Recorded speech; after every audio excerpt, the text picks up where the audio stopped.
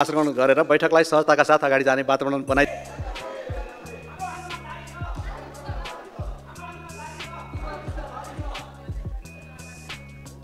दिनुहुन म माननीय सदस्यहरूलाई विशेष अनुरोध गर्दछु।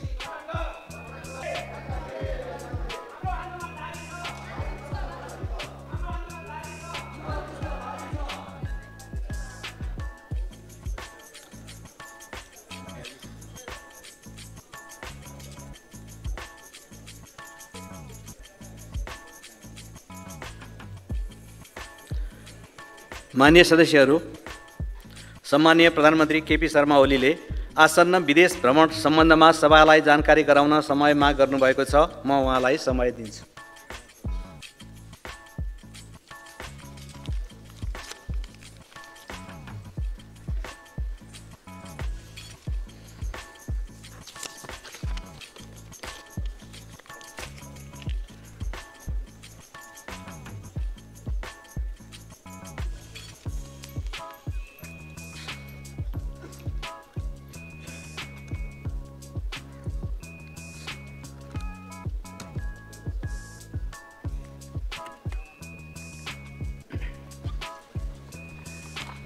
सम्माननीय सभामुख महोदय,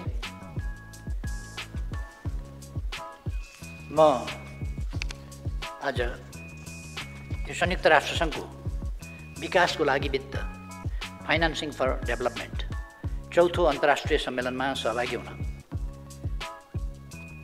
6 बजेतिर औपचारिक भ्रमणमा जानका लागि प्रस्थान गर्दैछु। मित्र राष्ट्र स्पेनको सेभिया सहरमा आयोजना हुने यस अन्तर्राष्ट्रिय सम्मेलनको 1 दशकमा आयोजना गरिन्छ। संयुक्त राष्ट्रसङ्घको महासभामा जस्तै यस सम्मेलनमा पनि सदस्य राष्ट्रका सरकार तथा राष्ट्र प्रमुखहरूको समेत सहभागिता हुन्छ। असार 14 गते साँझ 6 बजे कतार एयरवेजको जहाजबाट दोहा हुँदै हाम्रो यात्रा सुरु हुन्छ। स्पेनको राजधानी म्याड्रिडमा असार 15 गते बिहान पुग्ने कार्यक्रम तालिका रहेको छ। मेरो नेतृत्वमा जाने हाम्रो भ्रमण टोलीमा 21 जना सहभागी हुनेछौँ। यो सङ्ख्यामा स्पेन स्थित नेपाली राजदूत र न्युयोर्क स्थित आवासीय प्रतिनिधि समेत हुनुहुनेछ। परराष्ट्र मन्त्रालयका सचिवसहित सम्बन्धित क्षेत्रको नेतृत्व गर्ने अधिकारी सहितको टिमका अतिरिक्त अर्थ सचिव तथा प्रधानमन्त्री कार्यालयका सचिव पनि भ्रमण दलमा हुनुहुन्छ। प्रधानमन्त्रीको मुख्य सल्लाहकार सहित स्वकीय सचिवालयका आवश्यक व्यक्तिहरूको समेत संलग्न छ।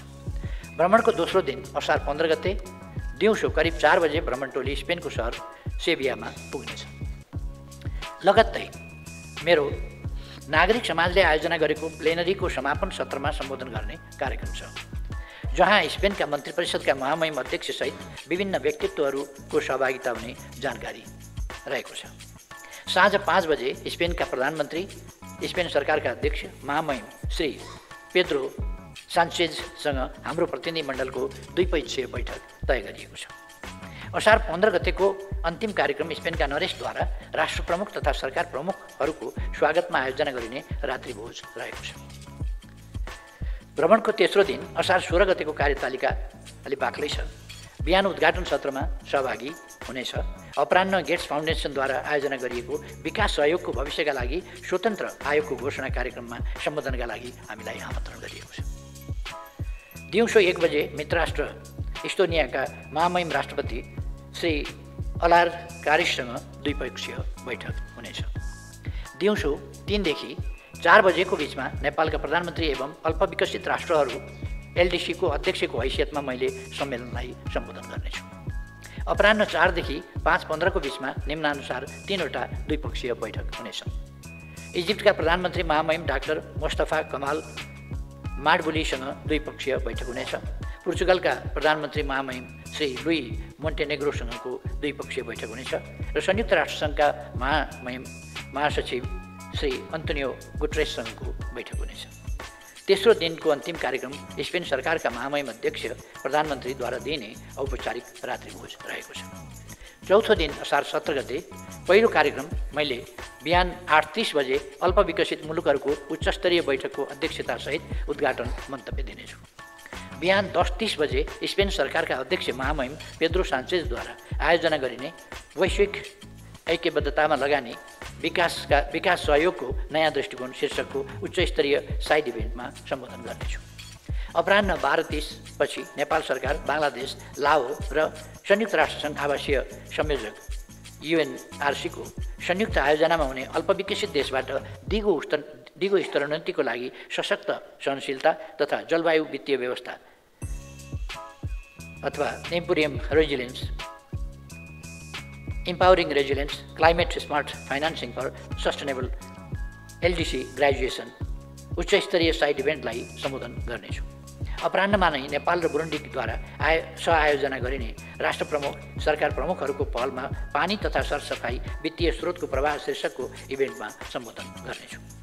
दिउँसो 3 बजे थीम आधारित राउन्ड टेबल अन्तर्राष्ट्रिय विकास सहयोगको पुनर्जीवनमा सम्बोधन गर्ने कार्यक्रम छ। साँझ 8 बजे स्पेनका लागि नेपाली राजदूतले आयोजना गर्नुहुने रात्रि भोजमा हाम्रो सहभागिता हुनेछ।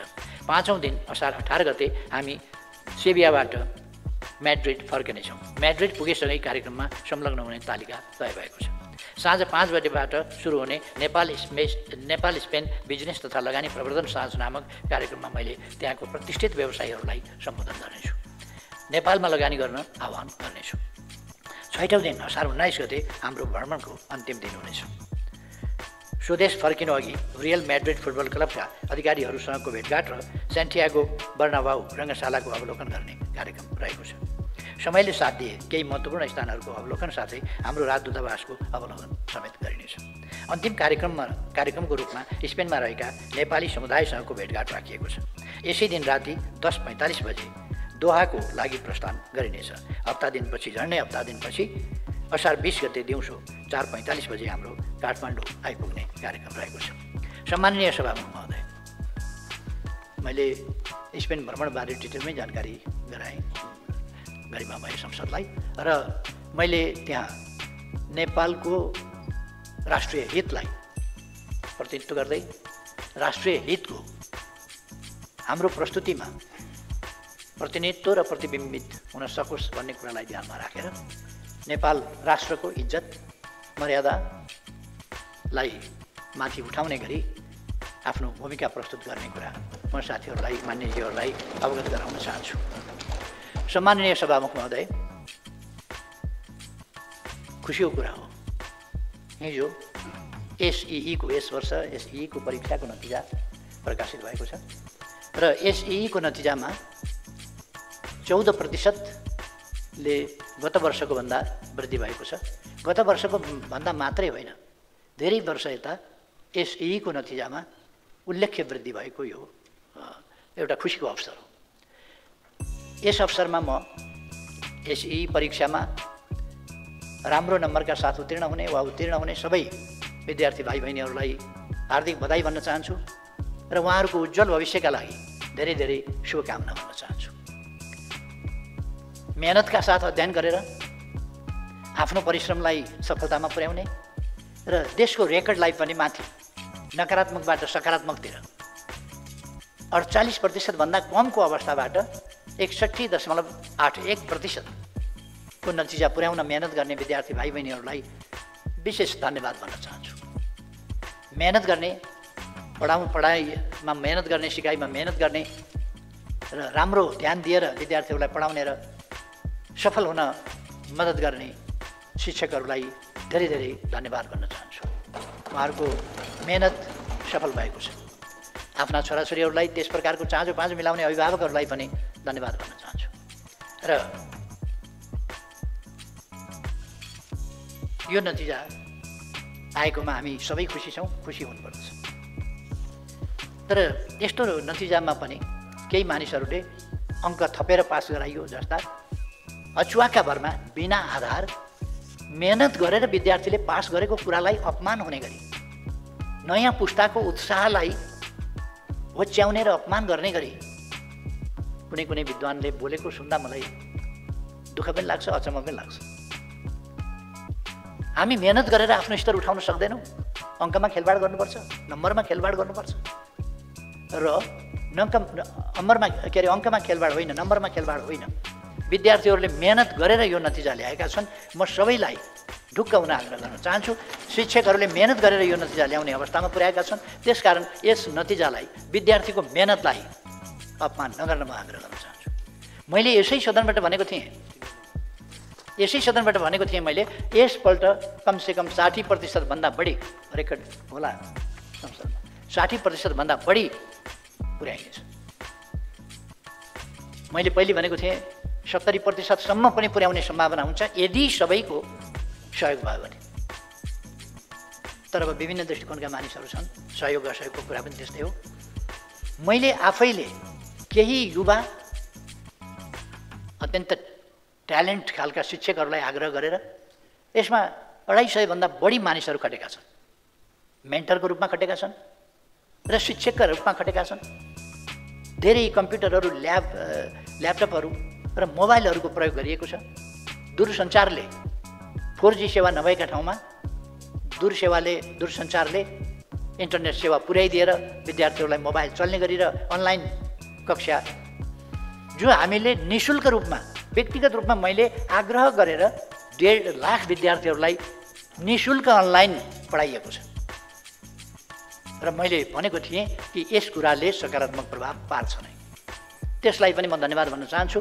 सबै जो युवा विद्यार्थीहरूले, युवा शिक्षकहरूले, युवा टेक्निसियनहरूले यस काममा योगदान पुर्याउनु भएको छ, म धन्यवाद भन्न चाहन्छु। राम्रो कामको प्रशंसा गर्न सक्नुपर्दछ हामीले, राम्रो नतिजालाई स्वीकार्न र खुसी हुन सक्नुपर्दछ हामीले, र राम्रो नतिजातर्फ एक ठाउँमा मात्रै होइन सम्पूर्ण ठाउँमा राम्रो नतिजातर्फ हामी अग्रसर हुनुपर्दछ। आगामी वर्ष योभन्दा माथिको नतिजा ल्याउने हाम्रो प्रयास हुनेछ र 65 देखि 70% कमसेकम आगामी वर्ष हामी पुर्याउँछौँ भन्ने मैले उद्देश्य राखेको छु। मैले 65-70% पुर्याउन सकिन्छ कि भनेको 62% मात्रै पुग्यो।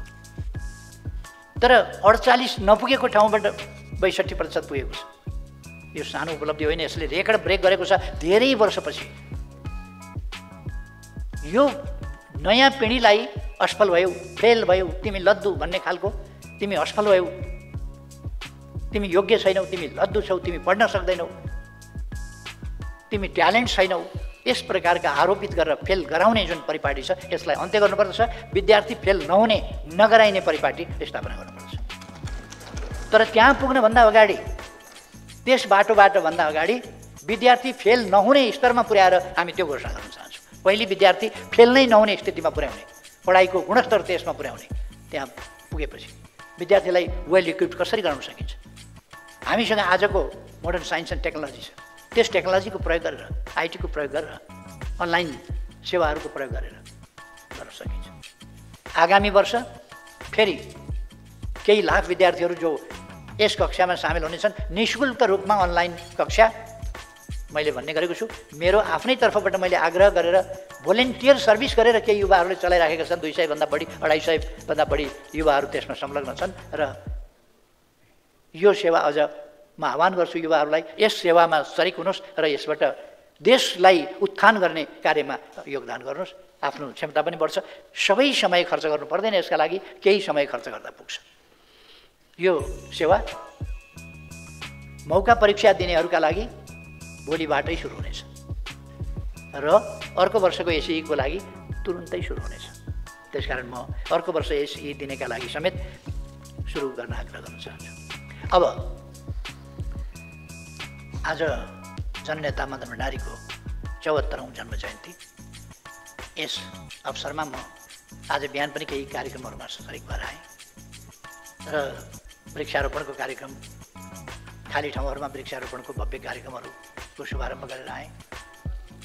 आज राष्ट्रिय वृक्षारोपण दिवस हो। म सबै मान्यज्यूहरू र मान्यज्यूहरू मार्फत सिङ्गो देशलाई आग्रह गर्न चाहन्छु, सकेसम्म एउटा बिरुवा हरेकले राष्ट्रिय वृक्षारोपण दिवसका दिन सकेसम्म एउटा बिरुवा रोपौँ। अनि पृथ्वीलाई माया गरौँ, प्रकृतिलाई माया गरौँ र हाम्रो new generation, coming generation, future जेनेरेसनलाई माया गरौँ। हाम्रो फ्युचर सेभ गरौँ, भविष्य सुनिश्चित गरौँ, भविष्य सुरक्षित गरौँ। यसका लागि यो अभियान चलाउन म आग्रह गर्न चाहन्छु। मदन भण्डारी देशको एउटा विचार दिन सक्ने र राजनीतिको गतिलाई, राजनीतिको बाटोलाई मोडेर एउटा नयाँ दिशामा अगाडि बढाउन सक्ने क्षमता भएको आन्दोलनलाई लिड गर्न सक्ने, समाजलाई लिड गर्न सक्ने एउटा नेता हो। उहाँको आज जन्मदिनको सन्दर्भमा म उहाँलाई सम्मानपूर्वक स्मरण गर्न चाहन्छु र अरू म आज धेरै कुराहरू राख्न चाहन्न।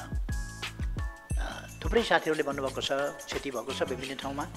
ती क्षतिहरूको सन्दर्भमा गृहमन्त्रीजी पनि यहीँ हुनुहुन्छ। हामीले तत्सम्बन्धमा मिटिङ बैठकहरू गरेका छौँ। हाम्रो देश नयाँ पहाडहरूको देश, नयाँ भएको हुनाले पहिरो जान्छ, बलियो छैन। त्यसै कारण चुच्चा पहाडहरू छन् पहिरोको कारणले। हिमाली भेग होस् वा पहाडी भेग, चुच्चा परेको, भिरालो परेको कमजोर माटो भएको त्यस्तो देश छ। र यो मनसुन क्षेत्र हो, पानी अलिक बढी नै पर्छ। यसर्थ यहाँ पानी पर्नु, बाढी जानु, अलिकति भुइँचालो पहिरो जानु र समयमा यो भूकम्पीय क्षेत्र भएको हुनाले भुइँचालो जानु पनि स्वाभाविक जस्तो हुन जान्छ। यी सबै कुराहरूका लागि अहिलेको अवस्थामा हामीले तयारी गरेका छौँ। तर अब कहाँ कति बेर पानी पर्छ, कति बेर बाढी जान्छ, कति बेर अतिवृष्टि हुन्छ कुन ठाउँमा, त्यो फोरकास्ट गर्न सकिँदैन सबै ठाउँका लागि। त्यो अचानक आइपर्ने कुराहरूका लागि कुन पहिरो, कहाँनिर पहिरो जान्छ, कहाँ भत्किन्छ, त्यो पनि भन्न सकिन्न। त यसका निम्ति आइपरेका आकस्मिक कुराहरूका लागि उद्धारका कार्यहरू र राहतका कार्यहरूको निम्ति हाम्रो तयारी ठिकै छ भन्ने ठान्छु म। राम्रै हामीले तयारी गरेका छौँ र त्यसका बावजुद क्षति हुँदा दुःख लाग्छ, दुःखको कुरा हो। धेरैले ज्यान गुमाउनु भएको छ, बहुत दुःखको कुरा हो। धेरै क्षति भएको छ, अरू सम्पत्तिको क्षति, पशुबालीको क्षति सबै पनि भएको छ, बाली नालीको क्षति भएको छ, अरू क्षतिहरू। त्यसप्रति म दुःख व्यक्त गर्न चाहन्छु र जहाँ क्षति भएको छ सबै ठाउँमा दुःख व्यक्त गर्दै त्यसमा राहत सहयोग पुर्याउने हाम्रो तयारी पोजिसनमा रहेको कुरा र ती कामहरू गरिरहेको कुरा पनि म यहाँलाई भन्न चाहन्छु। र पहिले गएका भूकम्पहरूले पारेका क्षतिहरूको सन्दर्भमा 72 को भूकम्पबाट त हामी उम्क्यौँ, पुनर्निर्माण गऱ्यौँ। अब बिचमा अलिकति यो जाजरकोटको सुस्त हुन गयो, त्यसलाई त्यसअनुसार अगाडि बढाउन सक्नु पर्थ्यो, जुन त्यसमा अगाडिदेखि नै सुस्त गति भइरहेको छ। र अहिले हामीले अलिकति गति दिन खोजेका छौँ र छिटै नै त्यसको पुनर्स्थापना गरिनेछ भन्ने कुरा म मान्यज्यूहरूलाई भन्न चाहन्छु। अरू धेरै समय नलिउँ, यो 6 दिन 7 दिनका लागि सबै आन्तरिक तयारीका साथ नै म आफ्नो विदेश भ्रमणमा निस्किँदैछु र विदेश भ्रमणलाई सफल बनाएर फर्किनेछु भन्ने कुरा, देशको हितलाई अझ अगाडि बढाएर फर्किनेछु भन्ने कुरा म गरिमामय सदनलाई सभामुख महोदय मार्फत जानकारी गराउन चाहन्छु र यति भन्दै आफ्नो भनाइ अहिले यहीँ टुङ्ग्याउँछु। धन्यवाद।